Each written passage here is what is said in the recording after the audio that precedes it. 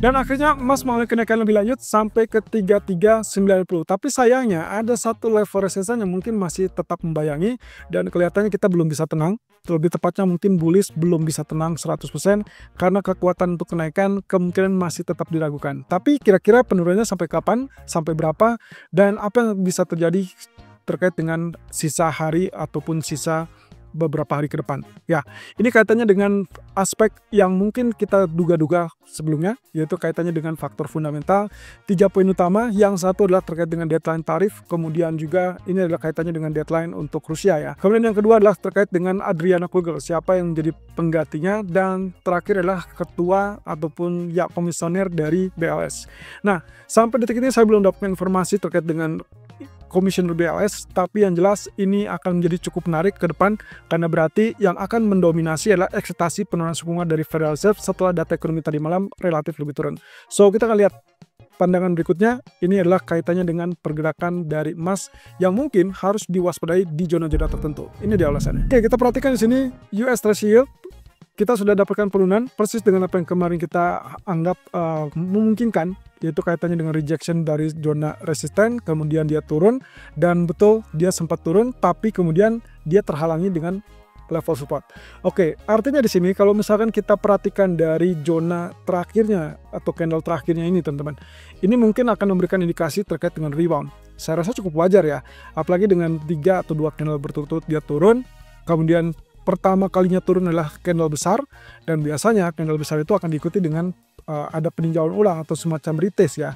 Kalau begitu berarti kita asumsikan kondisi saat ini sangat memungkinkan untuk terjadi seperti candle yang merah ini ya. Jadi merah yang sebelumnya turun, kemudian dia sempat naik, tapi kemudian ditutup dengan dominasi turun. Oke, kalau kita asumsikan seperti demikian, berarti saya teringat lagi dengan posisinya adalah kalau kita andalkan dengan long candle seperti ini, berarti kita cukup menghitung atau memperkirakan 50%-nya di berapa. Anda tinggal hitung di situ, dan 50% itulah yang menjadi koreksi ataupun mungkin area pullback ya. Setelah itu kemudian diharapkan dia tidak tembus dan akhirnya mengalami penurunan. Nah, atau cara lain atau memungkinkan juga bisa saja dia mengalami kenaikan lebih dulu dan lagi-lagi ke area kuning ini. Setelah itu barulah kita akan mendapatkan dia kecenderungan untuk kembali mengalami penurunan. So, mana yang kira-kira akan terjadi? Dua-duanya betul-betul bisa terjadi ya. Tapi kalau misalnya kita perhatikan tidak ada data ekonomi nanti malam, kemudian efek dari fundamental jauh lebih kuat, maka saya rasa yang saat ini bisa memungkinkan untuk terjadi adalah kenaikan tersebut tidak akan naik lebih tinggi dari zona kuning. Berarti kita asumsikan 50%, yaitu 4,3%, lalu kemudian dia terbanting turun kembali. So, kita tinggal tunggu itu. Kan, kalaupun misalkan itu terjadi, berarti kita tetap dominan dalam head and shoulder yang kita tunggu-tunggu. Setelah kemarin small head and shoulder sudah selesai, berarti kita harap ini adalah yang besarnya. Oke, kemudian yang juga kita pantau lagi adalah terkait dengan US dollarnya. Posisi DXY saat ini mengalami rebound persis dengan candle yang tadi, tapi lagi-lagi berarti patokannya adalah kembali ke candle merah ini. Oke, asumsi saya kalaupun terjadi kenaikan minimal adalah 50% atau maksimum adalah di zona kuning. Artinya lagi posisinya tetap ditentukan dari kemana atau kapan dia mengalami rejection. Oke, kalau misalkan kita berandai-andai ini 50%, berarti kita asumsikan kenaikan tersebut tertahan di 50% dan kemudian reject turun. Dan itu berarti mengejar zona low yang ada di sini teman-teman. Dan itu berarti 97,5. Oke, sebaliknya bisa saja naik lebih tinggi sampai ke zona orange ini atau zona kuning ini. Selesai terus itu baru dia mengalami penurunan atau rejection turun. Nah, ini masih tetap dalam kondisi bearish atau pelemahan US dollar. Atau strategi berikutnya yang paling memungkinkan adalah mutlak diperlukan penembusan dari level resisten atau petinggi dari candle panjang tersebut untuk membuat dia mengalami kenaikan ataupun penguatan yang jauh lebih kuat. Nah, kira-kira yang mana? Skenario 1, 2, atau 3? Kita masih tetap memperkirakan ini adalah pullback dari yang namanya inverse head and shoulder yang sebelumnya sudah sempat terkonfirmasi. Jadi kita ingat di sini head and shoulder-nya neckline seperti itu, dan so far betul penurunan kemarin tertahan di zona tersebut. Berarti kita asumsikan masih pullback. Nah, Tapi jangan khawatir, karena bisa saja yang akan terjadi berikutnya adalah safe haven. Kalau safe haven itu berpihak kepada US dollar, maka kemungkinan kita akan lihat mungkin emas juga akan bergerak beriringan dengan US dollar. Artinya dolar akan mengalami penguatan dan emas juga mengalami penguatan. Sebaliknya dia akan berbeda pandangan untuk berbeda pergerakan dari posisi US Treasury yang bisa saja kembali turun. Oke, berarti kalau begitu kita asumsikan yang terjadi adalah penguatan dolar untuk sementara waktu, yang berarti kita akan melihat ini adalah tekanan yang sangat serius kepada pound sterling. Apalagi dengan posisi besok adalah pengumuman suku bunga dari BOE, saya rasa kemungkinan dengan penurunan suku bunga 25 basis point, ini berarti sangat memungkinkan untuk rejection kembali setelah 2 candle berturut-turut. Berarti kita asumsikan yang paling tinggi adalah 1.3370. Kalau misalkan diasumsikan ini adalah ekspektasi untuk penurunan suku bunga BOE besok, berarti harusnya kita tetap lakukan sell sampai minimal kita dapatkan 1.3120 atau maksimum 1.29. Oke, mana duluan yang tercapai dan kemudian kita mungkin menafsirkannya sebagai antisipasi penurunan suku bunga. Kalau ternyata BOE tetap dominan dovish, maka yang akan kita lihat adalah 1.29. Tapi kalau dia relatif hawkish, maka akan kita lihat hanya sampai 1.3120. Oke, berarti untuk hari ini kita masih tetap lakukan sell karena pandangan saya masih tetap melihat ini adalah kondisi dari head and shoulder. Oke, kemudian kalau kita perhatikan dari sisi minyak atau crude oil, yang perlu Anda perhatikan di sini adalah kondisi yang sedang terjadi saat ini, dia tertahan di level merah. Area merah ini adalah level support yang seharusnya kalau misalkan secara teori berarti kita akan dapatkan pantulan, teman-teman. Dan kemungkinan pantulan tersebut adalah area orange yang ada di level 67.50 ataupun bahkan mendekati 68. Cuman saya tidak expect dia naik lebih lanjut, teman-teman. Jadi intinya kalau misalkan lihat dari strukturalnya, maka kemungkinan pertama saya pilih opsinya adalah sell di area terdekat area orange. Ini akan relatif lebih aman daripada saya sell di zona merah. Tapi alasan kedua, saya pun punya alasan untuk tetap melakukan sell walaupun itu ada di kategori area merah.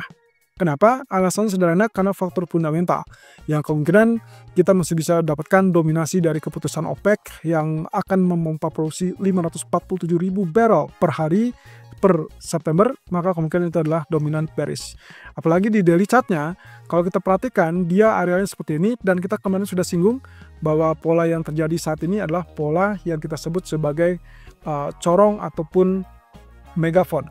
Nah, bisa juga kita menyebutnya sebagai expanding triangle. Nah, posisinya karena kebetulan di bagian ujung ini kita tidak lihat dan kita melihat ini melebar, maka kita sebut expanding triangle.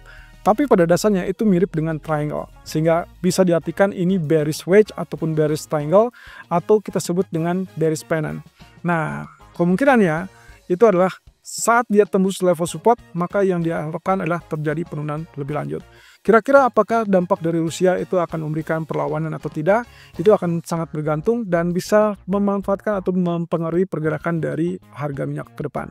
Tapi untuk saat ini, saya rasa yang paling memungkinkan adalah skenario tadi. Sell di antara level 66 atau sell menunggu di level 67. Itu yang paling memungkinkan dengan target potensial 64 ditembus dan kemudian menghajar ke level 63 dolar. Nah, terakhir tentunya dari harga emas.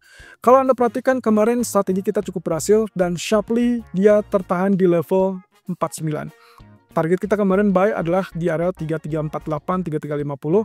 Dia sempat mengalami kenaikan tapi tertahan tidak lebih tinggi daripada 3385. Kemudian dia turun perlahan dan akhirnya sampailah dia di malam hari menjelang rilis data ISM itu cenderung turun sampai ke 3349. Dan dari situ kita tidak melihat lagi penurunan, malah setelah data dia lanjutkan dengan rebound ataupun kenaikan sampai 3390.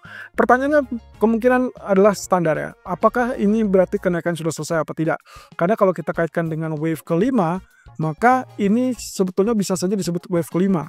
Tapi sayangnya wave 5-nya tidak terlalu tinggi atau tidak terlalu jauh dari wave ketiga. Yang berarti kalau begitu alasan untuk wave 5 ini masih tetap ada, masih bisa terjadi dengan asumsi bahwa kenaikan yang terjadi saat ini itu adalah bagian dari wave kelima.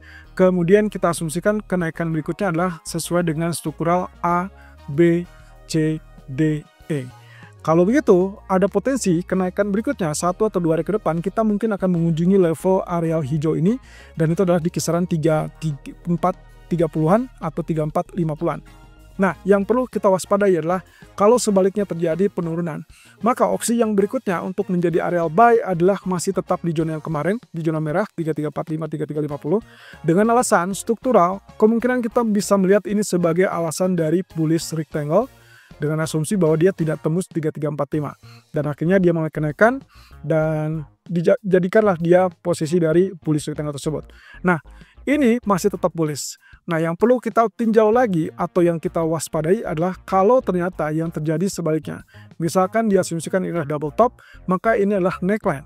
Kalau ini terjadi, berarti ekspektasi untuk yang terjadi terkait dengan double top, itulah diharuskan untuk tembus level 3345. Artinya, kalau ini terjadi, Anda hanya diperkenankan untuk lakukan switch strategi di sell kalau ternyata terkonfirmasi dia tembus 3345.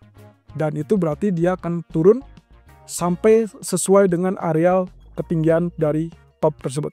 Dan kita perkirakan mungkin akan berada di kisaran 3310, 3315. Nah, jadi kalau misalkan kita mengetahui ini, maka saran saya Anda harus berhati-hati. Kalaupun misalkan skema 1, skema 2 yang tadi tetap bullish, maka Anda punya pilihan untuk melakukan buy di kisaran yang sama di areal ini 3360 sampai 3365 atau yang areal sama dengan kemarin 3345, 3350. Nah, asumsi saya adalah dua areal tersebut. Nah, untuk sell sendiri, selain tadi kita tunggu sampai tembus 3345, maka Anda punya pilihan lain, teman-teman. Yaitu kalau misalkan kenaikan tersebut tertahan di level ungu ataupun bahkan hijau.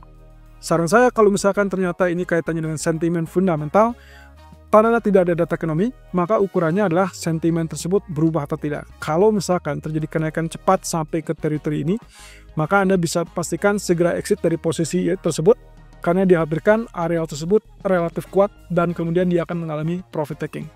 Ingat, ini baru profit taking, bukan reversal, karena kemungkinan market akan menunggu hari Jumat dan juga hari Selasa depan terkait dengan data CPI. Hari Jumat kita perkirakan mungkin akan ada pengumuman terkait dengan siapa pengganti atau yang akan masuk ke jajaran Dewan Gubernur Fed.